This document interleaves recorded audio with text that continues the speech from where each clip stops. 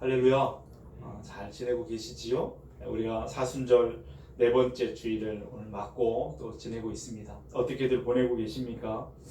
우리가 살아가는 삶의 현장은 어려운 일들이 많고 또 답답한 일들도 많이 있지만, 그럼에도 불구하고 이 사순절 기간 우리가 살아가는 삶의 자리는 하나님이 주신 은혜의 시간이요, 또 축복의 그런 기회임을 꼭 기억하셔서 이 사순절 기간에 훈련의 기간이니까 말씀을 더 가까이 하고 기도하는 가운데 여러분의 영적인 성장을 이루어 가시는 그런 복된 시간이 될 수 있기를 바랍니다. 그렇게 되기를 바랍니다. 말씀을 읽고 쓰는 가운데 하나님의 뜻을 깨닫고 더 풍성하신 은혜를 경험하는 우리 건강한 가족들이 되기를 바랍니다. 저는 이제 그 목사가 되기 위한 과정을 이렇게 거쳐오면서 신학교 또 신대원 또 목사고시 이렇게 보면서 성경고사를 많이 틀어봤습니다. 성경 시험이죠. 스트레스가 많습니다.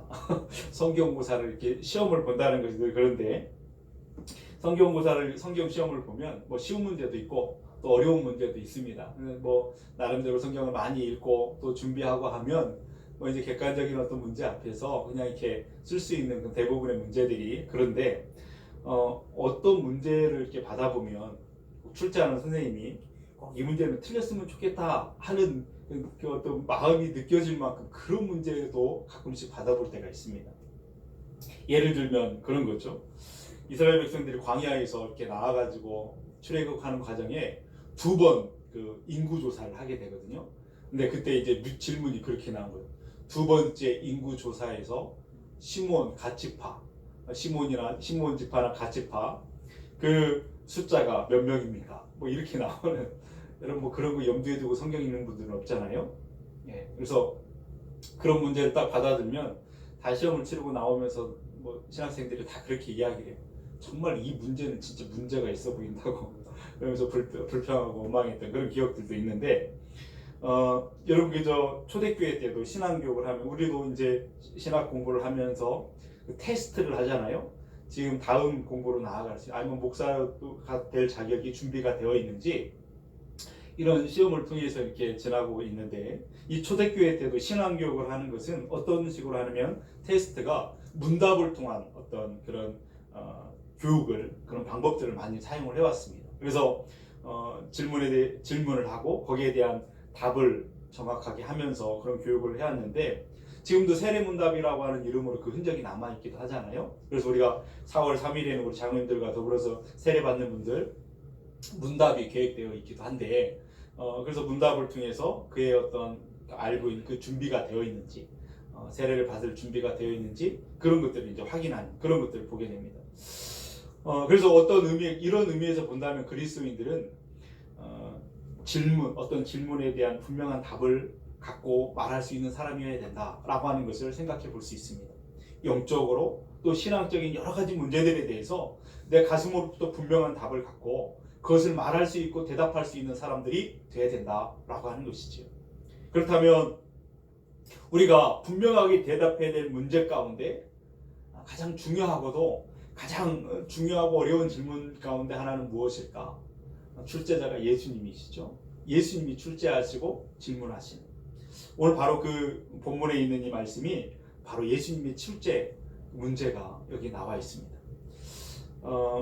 오늘 본문의 배경을 좀 우리가 살펴볼 필요가 있습니다. 지금까지 우리 예수님은 어디를 중심으로 사역을 해왔냐면 갈릴리 지역을 중심으로 해가지고 사역을 계속해서 해왔었습니다. 근데 어느 날 제자들을 데리시고 갈릴리 저 북쪽에 있는 그 빌립보 가이사라라고 하는 그런 지역을 여행을 하시게 되죠.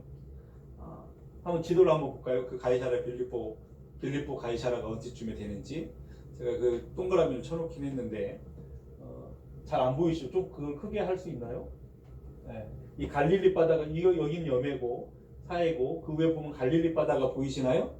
그 갈릴리 바다 그 위에 동그랗게 제가 쳤는데 가이사라 빌립보가 거기입니다. 그러니까 그 갈릴리 지역에서도 위에 지방, 한참 위에가 빌립보 가이사라라고 하기도 하고 가이사라 빌립보라고 하기도 하고, 이런데 그 지역으로 여행을 하시게 되죠. 이 가이사라 빌립보로 지금 제자들을 데리고 예수님이 여행하는 그것은 마치 제자들로 본다고 한다면 졸업여행과 같은 그런 어떤 형식의 그런 여행입니다. 그래서 여기서 예수님이 제자들에게 질문하셨던 그 질문은 제자들에게는 그 지금 제자학교를 졸업하는 하나의 어떤 졸업시험과 같은 반드시 통과해야 되고 예수님의 제자들로서 자격을 갖추었는지에 대한 그런 것들을 질문하는 그런 중요한 질문이었다라고 하는 것을 우리가 보게 되죠. 왜냐하면 그 무렵에 지금 예수님은 제자들과 헤어질 날들이 이제 가까이 왔다라고 하는 것을 알고 계셨습니다. 곧 이제 머지않아서 곧 이제 예수님 예루살렘에 내려가시게 될 거예요. 거기서 가시면 십자가를 지시게 될 겁니다. 그리고 죽으시고 부활하시고 이제 하늘로 이제 승천하시게 되는 그런 일이 곧 있을 것입니다. 그래서 헤어질 날이 곧 다가오고 있다라고 하는 것 때문에 이제 제자들로 하여금 마지막 단계, 그 제자 학교의 마지막 단계를 밟고 가시는 그런 모습을 우리가 빌립보 가이사라 빌립보 그 지방에서 우리가 보게 되는 것이죠. 한 가지 우리가 생각하고 넘어갈 것은 뭐냐면 예수님께서 이 땅에 오신 궁극적인 목적이 무엇인가라고 하는 것을 우리가 염두에 두고 이 말씀을 봐야 됩니다. 예수님이 이 땅에 오신 목적이 뭐예요? 지금까지 갈릴리 지역에서 많은 병든 자를 치료하시고 귀신 들린 자를 귀신을 쫓아내시고 또 배고픈 사람들에게 떡을 주셔서 배불리시고 뭐 이런 것들, 이것도 정말 중요한 사역 가운데 하나였지만 그것이 예수님이 이 땅에 오신 궁극적인 목적은 아니었다라는 거예요. 예수님이 이 땅에 오신 궁극적인 목적은 분명합니다. 우리를 구원하시기 위해서 오신 것이죠.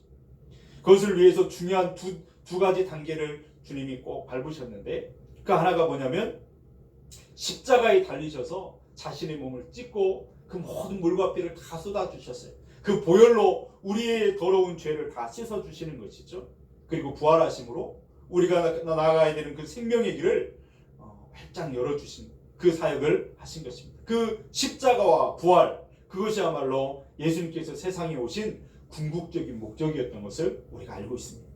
그런데 이상한 것은 예수님이 지금까지 계속해서 사역을 진행해 오면서 곧 이제 예루살렘으로 나아가야 될 텐데 그때까지 예수님이 제자들을 데리고 다니시면서 지금 이 순간까지만 하더라도 단 한 번도 이 중요한 사실 십자가와 부활에 대한 직접적인 언급을 제자들에게 하신 적이 없다라는 사실입니다. 그 이유가 뭘까요? 너무나 중요한데 그것 때문에 이 땅에 오셨는데 그것을 직접적으로 언급하신 일이 한 번도 없으셨어요. 이유가 뭘까? 그것은 지금 제자들이 그 엄청난 일들, 그 사건을 이해하고 받아들이고 그것을 이제 그런 준비가 되어 있지 않았기 때문에 그것을 직접적으로 설명을 하지 않았다라고 하는 것을 볼 수가 있죠. 그런데 이제는 예수님과 제자들이 헤어질 날이 가까이 왔습니다. 그렇기 때문에 예수님은 이 중요한 십자가와 부활의 이야기를 들려줄 생각을 하고 계신 거예요. 그리고 그렇게 질문을 하는 거죠. 그래서 최소한 그들이 지금 이것을 이해하고 깨닫고 받아들일 준비가 되어 있는가라고 하는 것을 확인해 볼 마음으로 마치 제자학교의 졸업시험과 같이 제자들에게 그런 질문을 하고 있습니다. 여러분 그런 의미에서 오늘 본문에 나와 있는 예수님의 질문은 너무나 중요한 질문이고 우리 모든 그리스도인들이 대답해야 될 질문이고 중요한 질문입니다. 예수님은 두 가지를 물어보시게 되잖아요. 시험 문제 두 가지입니다. 첫 번째 질문 27절에 나와 있죠. 우리 한번 27절 같이 읽어볼까요? 예수와 제자들이 빌립보 가이사라 여러 마을로 나가실새 길에서 제자들에게 물어 이르시되 사람들이 나를 누구라고 하느냐. 아멘. 여기 보니까 첫 번째 예수님의 질문은 시험 문제는 사람들이 나를 누구라고 하느냐 라고 하는 질문입니다. 이 질문 앞에서 제자들의 대답은 바로 그 다음 절이 나오는데 28절 읽습니다. 제자들이 여짜와 이르되 세례 요한이라 하고 더러는 엘리야 더러는 선지자 중에 하나이다. 아멘. 제자들은 당시에 한간에 이렇게 떠들고 있는 그 많은 사람들이 예수님에 대한 그 견해들, 그런 생각들, 그런 것들에 대해서 다 듣고 있었어요. 그리고 파악하고 있었습니다. 그리고 정확하게 그것을 이야기하죠. 예수님 어떤 사람들이 보는데 예수님은 세례 요한이라고 합니다. 어떤 사람들은 엘리야라고 말하기도 하고 어떤 사람은 구약의 어떤 선지자 중에 하나다라고 말하기도 합니다. 그 당시에 사람들이 예수님의 말씀을 이제 듣기도 하고 또 소문으로 듣기도 했습니다. 예수님이 하셨던 놀라운 이적들, 기적들에 대해서 직접 눈으로 보았고 들었던 사람들이었습니다. 그렇기 때문에 예수님은 보통 사람이 아니라 능력을 갖춘 사람이고 또 권위 있는 사람이다라고 하는 사실을 사람들이 잘 알고 있었단 말이에요. 그래서 어떤 사람들은 이미 그 당시에 지금은 세례 요한이 죽었을 때인데 죽었던 세례 요한이 부활해서 다시 나타난 것이다 라고 말하기도 했다라는 거예요. 그렇게 말하고 믿고 있는 사람들 가운데는 세례 요한을 죽였던 누구요? 헤롯도 그렇게 믿고 있었습니다. 그런가 하면 구약의 불의 선지자, 능력의 선지자 하면 누구를 떠올려요? 엘리야. 그 능력을 많으신 그 예수님 그분은 엘리야다, 엘리야. 이렇게 생각하고 말하는 사람도 있었다. 엘리야가 아니라고 한다면 선지자 중에 한 사람이 틀림없다라고 사람들은 생각을 했습니다. 예수님이 첫 번째 질문 앞에 제자들이 적절한 대답을 했어요. 점수를 매긴다면 어느 정도 매길 수 있을까요? A+, 100점 맞을수록 100점. 첫 번째 문제는 100점입니다. 동그라미. 그런데 여러분, 사람들이 나를 누구라고 하느냐, 이 첫 번째 질문은 정말 예수님이 하고 싶은 그 질문에 비하면 연습 문제 같은 거예요. 연습 문제. 진짜 예수님이 묻고 싶은 것이 두 번째 나오는 문제였는데, 그게 뭐냐면 세상 사람들이 나를 그래 세례 요한이라 말하고 또 엘리야라 말하고 선지자라고 말하는데 그렇다고 한다면 너희들 나와 함께 먹고 자고 나의 말을 직접 듣고 나의 제자가 되고 나와 함께 살고 있는 너희들은 나를 누구라고 생각하느냐. 바로 이것이 예수님께서 그들에게 내어놓은 마지막 시험 문제였습니다. 너희들은 나를 누구라고 하느냐. 여러분, 예수님이 내신 이 문제에 대해서 제자들의 대표 항상 앞에 나와서 먼저 이야기를 하는 그 사람 누구요? 베드로가 선뜻 나와서 아주 멋진 대답을 그렇게 하게 되죠. 29절 같이 읽습니다. 또 물으시되 너희는 나를 누구라 하느냐? 베드로가 대답하여 이르되 주는 그리스도시니이다 하매 아멘. 주님은 예수님 당신은 그리스도이십니다. 이 짧게 나온 마가복음 말씀, 이 복음서 가운데 가장 먼저 기록됐다라고 하는 것이 이 마가복음이잖아요. 이 마가복음은 짧게 이렇게 나왔지만 똑같은 그 사건의 기록을 기록하고 있는 마태복음 16장 16절에는 이것을 조금 더 완벽한 문장처럼 우리에게 기록해주고 있죠. 그래서 우리가 그것을 암송하고 알기도 하고 있습니다. 마태복음 16장 16절에 뭐라고 베드로가 고백했다고 나오죠? 주는 그리스도시요 살아계신 하나님의 아들이십니다 라고 분명한 고백을 드리게 됩니다. 그러니까 이 고백은 풀어서 설명하면 그런 거예요. 예수님 당신은 그냥 사람 예수님이 아닙니다. 내 주인이시고 내 왕이십니다. 하나님의 아들로서 나의 구원자이십니다 라고 하는 것을 그렇게 베드로가 고백하고 있다는 것입니다. 베드로가 그렇게 고백한 것이 아니라 거기 있던 제자들도 그렇게 믿고 있었습니다. 예수님은 특별하신 하나님의 아들이시고 구원자이시고 그리스도시고 우리의 주인이시다. 그 제자들의 대표적인 베드로가 딱 앞에 나와서 그들의 대변에서 그렇게 말을 하는 것이죠. 그래서 이 대답을 하고 나니까 예수님이 그 대답을 듣고 정말 기뻐하셨습니다. 만족해 하시고 기뻐하셨죠. 그리고 이 베드로의 신앙 고백을 아주 칭찬하십니다. 마태복음 16장 17절에 그 칭찬의 내용이 나오는데 이렇게 말씀하셨어요. 예수님께서 대답하여 이르시되 바요나 시몬아 네가 복이 있도다. 이것을 네게 알게 하니는 천륙이 아니요 하늘에 계신 내 아버지시니라. 너는 정말 복이 있는 자라. 이 귀중한 것을 깨닫고 있으니 너는 정말 복이 있다. 그런데 이것을 너에게 알려준 것은 깨닫게 된 것은 혈육이 아니라 하늘에 계신 내 아버지시다. 이렇게 말씀을 하십니다. 은혜를 입은 것이다. 말해준 것이죠. 여러분 생각해보면 예수님은 지금까지 이렇게 기뻐하신 적이 별로 없었어요. 어떤 이야기를 듣고 이렇게 기뻐하며 칭찬하신 적이 별로 없는데 그런데 지금 너무나 기뻐하시면서 칭찬을 하고 있는 그런 모습을 우리가 상상해보고 지금 듣고 있습니다. 그러면 이런 장면을 우리가 상상해보면서 그렇게 마음에 의문을 가진 분이 생길지도 몰라요. 대단한 질문도 아닌 것 같아요. 3년 동안 예수님을 따라다니면서 예수님이 하신 일을 보고 예수님이 하신 놀라운 일들을 보고 목도했던 사람들이라면 예수님이 지금 내가 누구냐고 너는 생각하느냐라는 질문이 뭐 그리 중요한 질문이고 뭐 그리 그냥 대단한 어려운 질문인가. 아까 말한 것처럼 2번 인구조사 하는데 같이 파는 몇 명인가 이런 저 성경 구석에서 잘 모르는 그런 것을 낸 것도 아닌데 예수님이 누구신가 이 초보 중에 초보 같은 그런 질문에 대한 답을 했는데 이걸 이렇게 기뻐하시나? 나도 그렇게 대답할 수 있는데. 여러분 그렇게 생각하신다면 여러분 이 질문에 대한 그 예수님의 뜻을 정확히 다 모르는 그런 것이죠. 왜냐하면 이것은 얼마나 중요한 질문인지 얼마나 이것이 중요한 질문인지 우리가 한번 생각해 봐야 됩니다. 우리가 주목해야 될 것은 뭐냐면 이것을 바르게 이해하려면 당시의 상황을 우리가 좀 살펴봐야 됩니다. 예수님께서 이 질문을 하신 곳이 어디냐면 갈릴리 북부에 있는 빌립보라고 하는 가이사라 빌립보라고 하는 지역이었다고 말씀드렸잖아요. 예수님은 왜 이 질문을 평소에 늘 사역하시던 갈릴리 지역에서 그동안 말씀하지 않으시고 일부러 이 빌립보 가이사라고 하는 지방까지 오셔가지고 제자들에게 그 현장에서 물어보고 계시는가? 여러분, 이것은 중요한 의미가 있습니다. 사진을 한 장 보여드릴까요? 네. 이것이 이제 빌립보 가이사라 빌립보라고 하는 지역입니다. 어디 뭐 회원의 어떤 이런 곳이 뭐 물도 흐르고 청암산 정도 되나요? 그런데 이런 곳이죠. 이런 곳이 또 한번 넘겨볼까요?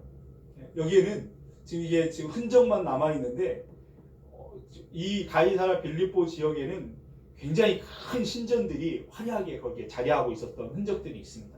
그곳은 많은 이제 신전들이 꽉 차 있었는데 첫 번째는 뭐냐면 또 한 장 넘겨볼까요? 예, 그 지금 신전 터들이 지금 이렇게 나와 있는 거예요. 또 넘겨볼까요? 예, 이런 신전들인데 첫 번째는 그 로마의 황제, 세상을 쥐락펴락했던 로마의 황제 아우구스투스, 이 가이사 아우구소, 이 사람을 신으로 떠받드는 신전이 거기에 아주 웅장하게 세워져 있고요. 또 한쪽에서는 이제 그 판이라고 하는, 그러니까 목축업을 하는 사람들이 오래전부터 섬겼던 그 판이라고 하는 신전이 그렇게 세워져 있는 거죠. 그래서 이것은 이제 실제 그 어떤 사람들이 이렇게 되어졌을 것이다 상상도를 하면서 그렇게 이제 대리석으로 아주 웅장하고 장엄하게 그렇게 그려놓은 것이죠. 근데 그런 위용을 뽐내고 있는 그런 현장이 바로 가이사라 빌립보 가이사라고 하는 지방에 있었다는 거예요. 상상을 우리가 하면서 말씀을 읽어보면 지금 예수님께서는 저곳에 제자들과 함께 가셨습니다. 그들의 눈앞에는 지금 아주 웅장하고 장엄한 막 신전들이 화려하게 펼쳐져 있는 그 신전들이, 그 사진 한번 계속 보여줄까요? 네. 신전들이 거기에 놓여 있는 거예요. 많은 그 남녀노소 할 것 없이 많은 사람들이 깨끗한 옷을 차려입고 꽃을 들고 제물을 들고 아우구스투스 그 신전 앞에 머리를 조아리면서 제물을 바치고 있습니다.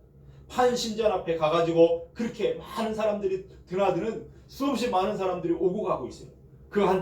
근데 그 한쪽 구석에서 예수님이 제자들과 서 있는 거예요. 13명이 서 있어요. 그러면서 묻습니다. 너희들은 나를 누구라 하느냐?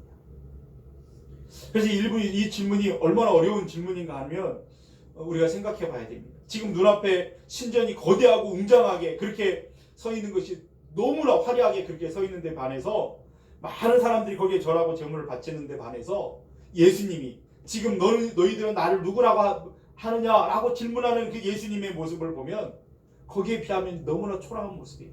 그 행색을 보면 그 이사야 선지자가 말한 것처럼 고운 모양도 없고 그런 풍채도 없다라고 하는 그 말씀처럼 너무나 예수님의 모습은 남노한 옷을 입고 그런 초라하게 그지없는 그런 모습으로 가만히 서가지고 지금 제자들에게 묻고 있는 거예요. 너희는 나를 누구라고 하느냐? 바로 그 상황에서 베드로가 주님은 그리스도이십니다 라고 대답을 하는 것입니다. 여러분, 이 대답을 풀어서 설명하면 그런 거잖아요. 예수님, 당신은 나의 주님이십니다. 당신은 유일하신 나의 왕이십니다. 나의 그리스도이십니다. 하나님의 아들이십니다. 나는 그것을 믿습니다. 아무리 그 아우구스투스가 대단해 보여도 그를 신으로 섬긴다 할지라도 또 판이라고 하는 그런 신이 대단해 보이고 그렇게 사람들이 그렇게 했다 할지라도 그들은 나의 구원자가 될 수가 없습니다. 세상에 어떤 사람들이 뭐라고 말한다 할지라도 나의 구주, 나의 왕, 나의 하나님은 당신이십니다. 라고 지금 베드로가 그렇게 고백하고 있는 겁니다. 여러분, 이 고백이 그냥 쉬운 고백이겠습니까? 초보적인 질문 앞에 초보적인 대답으로 그냥 당연히 마땅한 질문, 그냥 대답을 그냥 한 것입니까? 그렇지 않다라고 하는 거예요. 쉽지 않았을 것입니다. 생각해 보십시오. 지금 예수님의 모습이 저 앞에서 화려한 보석이 박힌 옷을 입고 왕복을 입고 수없이 많은 군인들을 뒤에 딱 이렇게 포진하고 있으면서 아니 지금 많은 사람들이 그 앞에 무릎을 꿇고 막 절하고 하는 상황 가운데서 이봐라 너는 나를 누구라고 말하느냐 그러면 주님, 예수님은 나의 주인이십니다. 왕이십니다. 이렇게 다른 사람들이 다 말하는 상황에서 그렇게 말한다라고 하는 것은 너무나 쉬운 일일 거예요. 그런 화려한 모습을 하고 그렇게 있다고 한다면, 그런데 너무나 초라해 보이고 아무도 그분을 주님이라고 그렇게 바라보지 않는 상황 가운데에서 나 혼자만큼은 예수님이 당신은 나의 왕이십니다. 나의 주님이십니다. 나의 구원자이십니다. 여러분, 이렇게 고백하는 것이 쉬운 일이겠는가 하는 것입니다. 거기다가 그렇게 대답하면서 예수님 뒤에 줄을 선다라고 하는 것은 여러분 이게 보통 일이 아니에요. 세상 사람들로 하여금 미쳤다라고 이야기를 듣는, 아니 저분을 왕이라고 섬긴다고 미쳤다라고 이야기하고 손가락질 당할 수도 있는, 어떻게 보면 살다가 손해를 볼 수도 있고 어려운 일을 당할 수도 있고 심지어는 목숨을 잃을 수도 있는 그런 고백이 바로, 용기가 없으면 대답할 수 없는 고백이 바로 베드로가 했던 그 고백이라는 거예요.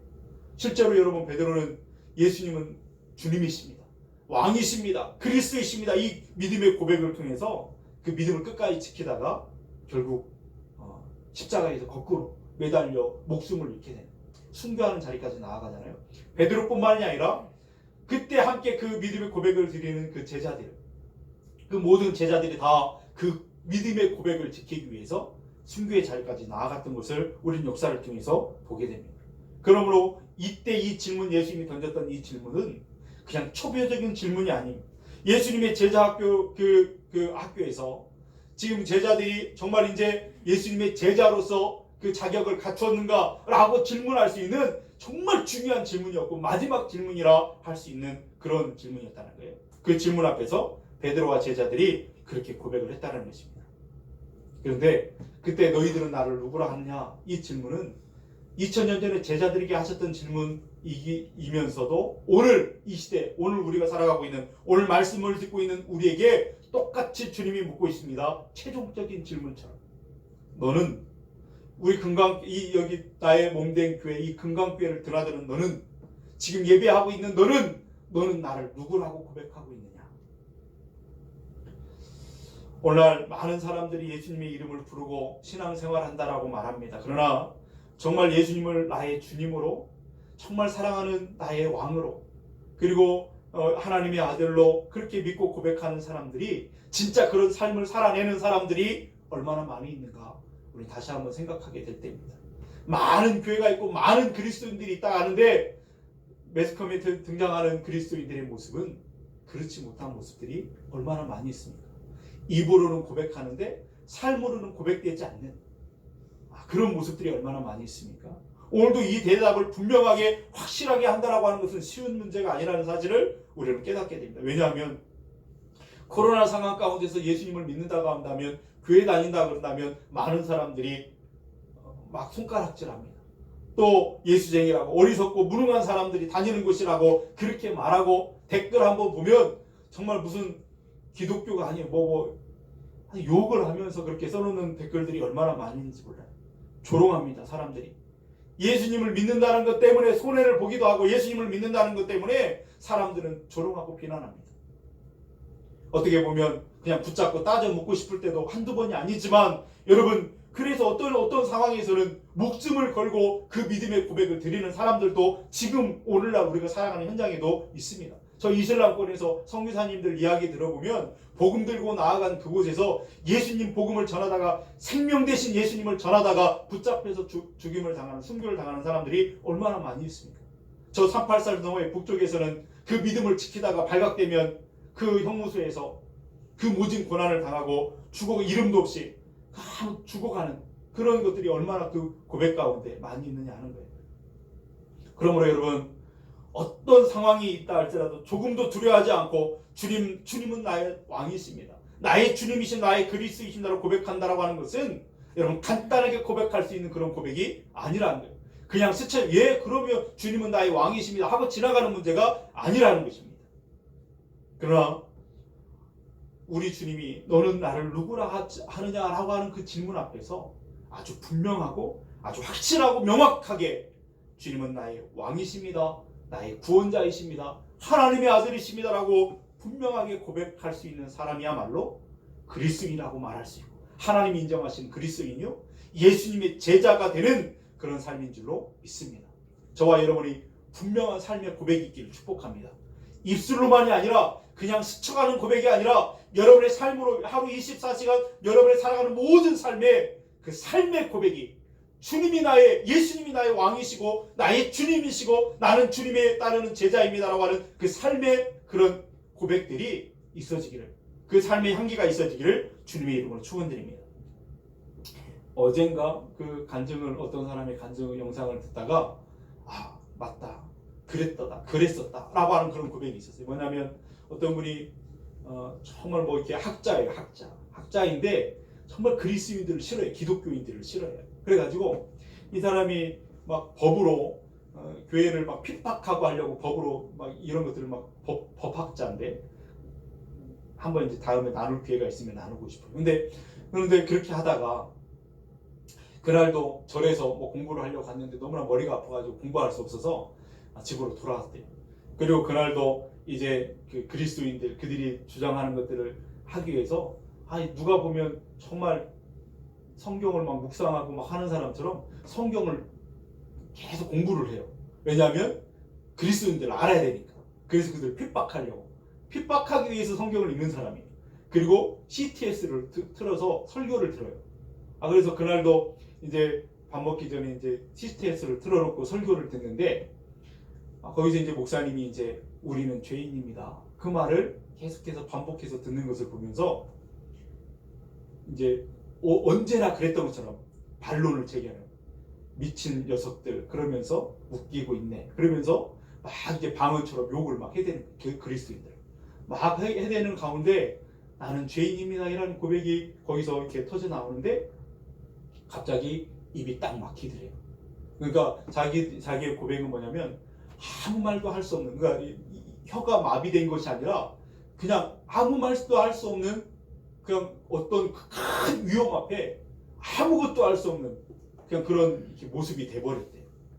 그러면서 예수님 그분이 자기에게 다가오시는데, 어떤 큰 어떤 뭐가 이렇게 다가오시는데 자기 입술에 터져 나오는 고백은 사랑하는 주님이 나의 왕이십니다, 나의 주인이십니다.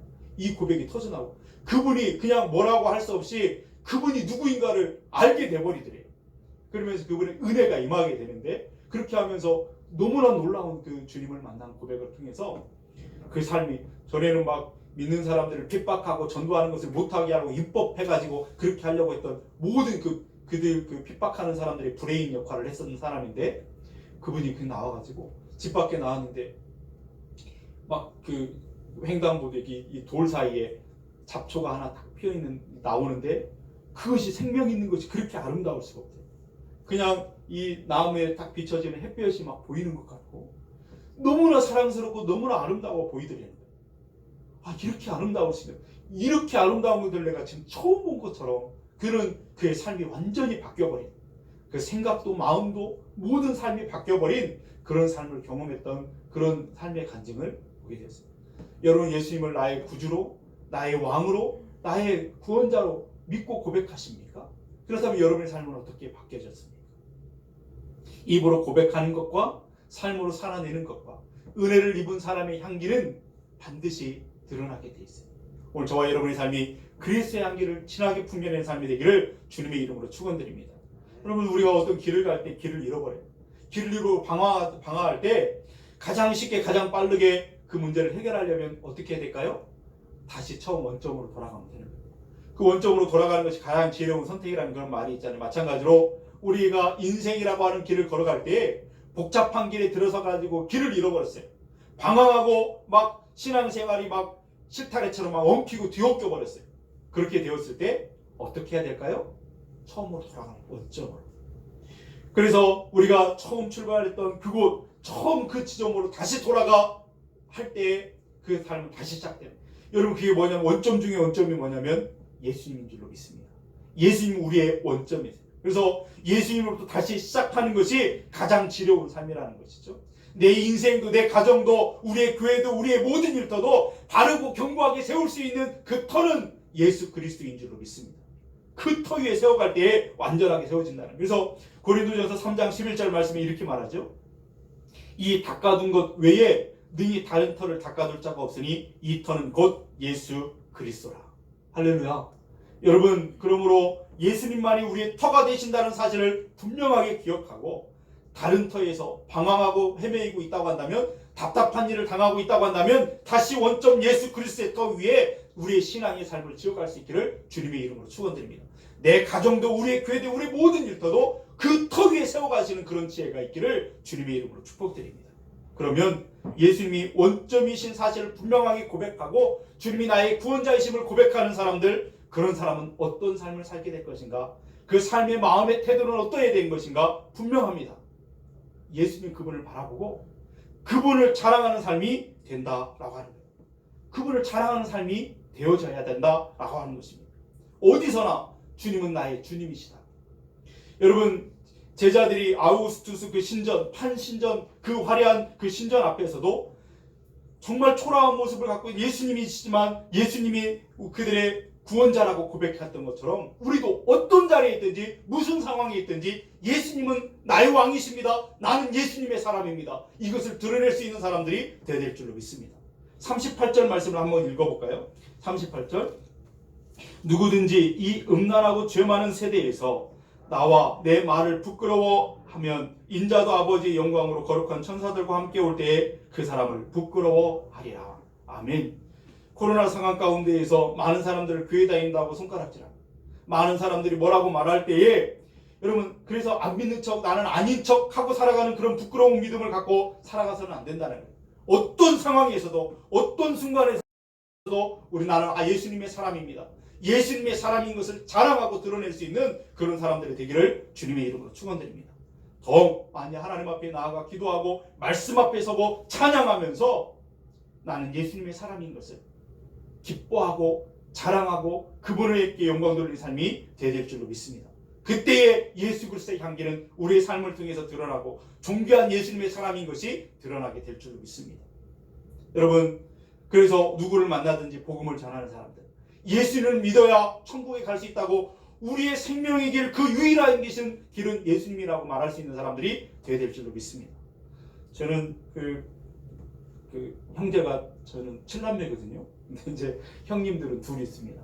제가 막내인데 둘째 형님이 미국에 가신 지 오래되셨어요. 근데 거기서 이제 학교에서 이제 선생님을 하고 있는데 대학에서 선생님을 하고 있는데 그곳에서 예수님을 만난 것 같아요. 인격적으로 깊이 만나고 이제 교수가 되어서 이제 학생들을 가르치는데 강단에서 예수님이 그 전도하는 이야기라든지 뭐 이런 이야기를 하면 안 된대요. 누가 이렇게 말하게 되면 큰 어려움을 당하게 되고 교수에서 이제 박탈된다는 거죠. 그런데 자기는 한대요. 저한테 그러더라고요. 키는 저보다 이만큼 작아요. 조그마해요, 키도요. 그래서 군대도 못 갔어요. 근데 키도 요만한 사람이 자기가 만난 하나님에 대해서, 예수님에 대해서, 그 이제 공학도거든요. 컴퓨터 공학과 그 교수인데, 자기가 아무리 생각해봐도 하나님 아니면 말할 수 없는 그런 일들에 대해서 말하지 않을 수가 없대요. 그래서 뭐 자기가 어떻게 되든지 상관없대요. 왜 이렇게 하다가 교수직을 떨어진다 할지라도 상관없대요. 그러면서 예수님을 자랑하고 예수님은 그렇게 전한다고.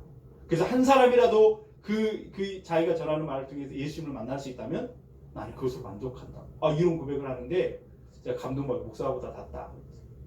그러면서 그분이 그 공부를 그렇게 수업을 하면서 1년에 한 번씩은 선교를 떠나기도 하고 그런 이야기를 들을 때 정말 감사하더라고요. 여러분, 어떤 상황 가운데 있어도 내가 예수님의 사람이라는 사실을, 그분이 유일한 생명의 길이라고 하는 사실을 우리는 전하는 사람들이 되어야 될 줄 믿습니다. 상황이 어때서 믿는 사람들을 뭐라고 하는 상황 가운데 있다 할지라도 그래도 예수님을 믿어야 구원받습니다. 말할 수 있는 사람들이 되어야 돼요. 오늘은 시대가 혼란한 시대 가운데 살아가고 있다 보니까 여러분, 이런 것들이 너무나 중요한 때입니다. 아까 말씀드렸잖아요. 십자가와 부활을 단 한 번도 제자들에게 말씀하신 적이 지금까지 없었다고요. 근데 이 신앙 고백을 들은 이후에 여러분, 예수님은 그때부터 제자들에게 이렇게 말씀하십니다. 30절 말씀 한번 같이 읽어볼까요? 30절. 이에 자기의 일을 아무에게도 말하지 말라 경고하시고 인자가 많은 고난을 받고 장로들과 대제사장들과 서기관들에게 버림받아 죽임을 당하고 사흘 만에 살아나야 할 것을 비로소 그들에게 가르치시되 드러내 놓고 이 말씀을 하셨다. 이렇게 말씀합니다. 그때로부터 그 고백을 들은 다음부터 그 말씀을 드러내고 이야기를 하시는 것이죠. 십자가에서 죽으실 것과 부활하실 것, 이것을 말씀하십니다. 여러분 제자들의 반응이 어땠을까요? 그 이야기를 들으면서 깜짝 놀라는 것이죠. 왜냐하면 예수님이 죽으신다 그러니까 너무나 놀라가지고 베드로가 바로 튀어나와요. 32절 뭐라고 말해요? 그 앞을 막으면서 32절 읽습니다. 드러내놓고 이 제자들 베드로가 예수를 붙들고 항변하며, 쉽게 말하면 그런 겁니다. 베드로가 놀래가지고 무슨 말씀을 하시는 거냐고, 말도 안 되는 소리라고, 내가 우리들이 지금 예수님 한 분만을 지금 바라고 여기까지 왔는데 다 버리고 지금 예수님 쫓았는데 예수님 죽으신다니요, 스스로 죽어가신다니요, 그게 무슨 말입니까? 절대로 그런 일이 있어서는 안 될 것입니다. 우리가 그렇게 놔두지 않을 것입니다. 베드로는 그렇게 말하고 있는 것입니다. 어떻게 보면 예수님 스승을 정말로 아끼고 사랑하고 그렇게 예수님 생각해 사는 소리처럼 보이는데, 가만히 보면 사실은 예수님 생각하고 걱정하는 것이 아니라 자기들을 걱정하고 자기를 생각하는 그런 말인 것을 보게 되죠. 그때 예수님께서 베드로를 꾸짖고 말씀하십니다. 33절 읽습니다. 예수께서 돌이키사 제자들을 보시며 베드로를 꾸짖어 이르시되 사탄아 내 뒤로 물러가라. 네가 하나님의 일을 생각하지 아니하고 도리어 사람의 일을 생각하는도다 하시고. 아멘. 방금 전까지 예수님은 나의 주님이시라 이렇게 고백을 했습니다. 그러면 베드로는 뭐가 되는 거죠? 예수님이 그의 주인이시면 그는 종이잖아요. 그러면 종은 주인이 하시는 말에 100% 순종하고 따라야 되는 것이 종의 역할 아니겠어요? 종의 모습이죠. 본래 그의 모습. 그런데 종인 베드로가 주인이신 예수님 앞에서 그러면 안 된다고, 이래야 된다라고 이야기를 하고 있는 거예요. 어떻게 된 거예요? 예수님이 주인이 아니에요. 자기가 이미 주인이 되어서 그렇게 말하고 있는 것을 보게 됩니다. 하나님의 일을 생각하지 않고 자기의 욕심을 따라 여전히 말하고 행동하는 그의 모습을 보게 되죠. 아직 제자들의 입으로는 예수님을 주인이라고 말하고 있지만 삶으로는 그것을 따르기에는 아직 성숙하지 못한 부족한 모습인 것을 보게 됩니다. 오늘 우리들의 모습은 어떤가요? 입으로는 주님을 사랑한다고, 입으로는 주님이 나의 주인이시다고 고백하지만 우리의 삶에서 진짜 그분이 나의 왕이 되어지시는가? 그분의 말씀에 나는 기꺼이 순종하고 무엇을 맡기셔도 순종하고 따르고 있는가? 우리의 삶을 돌아본다면 지금 제자들의 부족한 모습이 곧 우리의 모습은 아닌지 우리는 다시 돌아보게 되는 거예요. 말씀의 거울 앞에 서보니 우리는 그들과 다르지 않다라고 하는 것을 고백하게 됩니다. 사랑하는 여러분, 원점이신 예수님, 그분께로 다시 한번 돌아오시길 바랍니다. 방황하는 자리에 있다고 한다면 다시 예수님의 터 위에 우리의 신앙의 집을 다시 한번 쌓아갈 수 있기를 주님의 이름으로 축복드립니다. 우리의 가정도 일터도 모든 부분을 예수 그리스도의 터 위에서 지어가게 될 때에 완전하고 이것이 그렇게 지어갈 줄 믿습니다. 어떤 순간에도 예수님을 자랑하고 예수님을 전하고 예수님 말씀에 순종하는 삶이 될 수 있기를 주님의 이름으로 축원드립니다. 그래서 예수님만이 나의 삶의 전부이시라고 고백하는 삶의 고백이 있기를 주님의 이름으로 축복드립니다. 하나님의 말씀을 정리하고 마치겠습니다. 여러분 어떤 고백들을 하고 계십니까? 특별히 사순절 우리가 맞이하면서 여러분 어떤 고백을 하나님 앞에 드리고 있습니까? 하나님, 나를 사랑하신 그 사랑을 감사하시고 예수 그리스도 나를 위해서 행하신 그 놀라운 일들에 감사하시고 예수님이 나의 왕이십니다.